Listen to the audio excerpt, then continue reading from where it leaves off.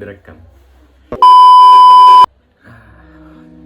Oke, perkenalkan, nama saya Muhammad Akbar. Saya dari Fakultas Teknik Elektro Universitas Diponegoro. Nah, di sini saya akan menjelaskan tentang apa itu etika profesi dan contoh-contoh pelanggarannya. Oke, langsung masuk aja ya. Sebelumnya itu etika profesi itu apa? Etika profesi itu pertama berasal dari dua kata, yaitu etos dan profes. Nah, etos itu berarti kebiasaan atau karakter yang baik, sedangkan profesi itu adalah janji untuk memenuhi kewajiban untuk melakukan suatu kegiatan khusus secara tetap atau permanen. Nah, jadi ya kalau digabung etika profesi ini adalah sikap etis yang menjadi bagian integral dalam siklus hidup yang menjalankan kehidupan sebagai pengemban profesi gitu. Nah, terus kita sebagai teknik ini kenapa gitu etika profesi ini penting? Nah, karena kalau misal tanpa adanya etika profesi, apa yang semula dikenal sebagai sebuah profesi yang terhormat itu akan segera jatuh menjadi sebuah pekerjaan yang sedikit pun tidak diwarnai dengan nilai-nilai idealisme, dan ujung-ujungnya tidak ada lagi respect atau penghargaan gitu loh ke kita sebagai profesional teknik gitu. Nah, di sini tuh ada Catur Karsa Sapta Dharma Institut Indonesia. Itu ada 4. Yang pertama itu ada mengutamakan keluhuran budi. Kedua itu ada menggunakan pengetahuan dan kemampuannya untuk kepentingan kesejahteraan umat manusia. Yang ketiga itu adalah bekerja secara sungguh-sungguh untuk kepentingan masyarakat sesuai dengan tugas dan tanggung jawabnya. Nah, ada lagi yang keempat nih, yang terakhir itu adalah meningkatkan kompetensi dan martabat berdasarkan keahlian profesional keinsinyuran. Nah, 4 itu adalah yang menjadi fondasi utama gitu loh buat kita para engineer Indonesia.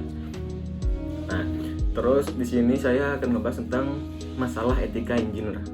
Nah, ini banyak banget terjadi, terutama di perusahaan-perusahaan juga banyak yang mengalami ini gitu. Nah, di sini ada 7 salah. Yang pertama itu adalah keselamatan masyarakat. Nah, ini kita sebagai engineer itu yang paling utama terus mengutamakan kesejahteraan masyarakat, itu juga penting. Terus ada gratifikasi atau penyuapan, ada kecurangan, ada perlindungan lingkungan, ada keadilan, ada kejujuran, sama yang terakhir itu ada konflik kepentingan. Nah, itu. Oke, sekian untuk penjelasan etika profesi. Kita langsung lanjut ke contoh-contoh masalah etika engineer. Nah, di sini ini berdasarkan pengalaman saya sendiri. Untuk masalah yang pernah saya hadapi itu atau yang saya temukan di sekitar saya, itu yang pertama itu banyak kabel-kabel yang istilahnya terlilit atau tertutup pohon seperti ini. Nah, seperti itu berbahaya karena bisa short circuit juga. Terus ya pokoknya berbahaya gitu, dan seharusnya itu dilakukan perawatan secara berkala kayak gitu. Yang kedua ini berdasarkan dari pengalaman saya melakukan kerja praktik. Nah, jadi waktu itu ketika saya melakukan kerja praktik dan diberi tugas, diberi project. Nah, itu tuh saya disuruh buat suatu alat monitoring.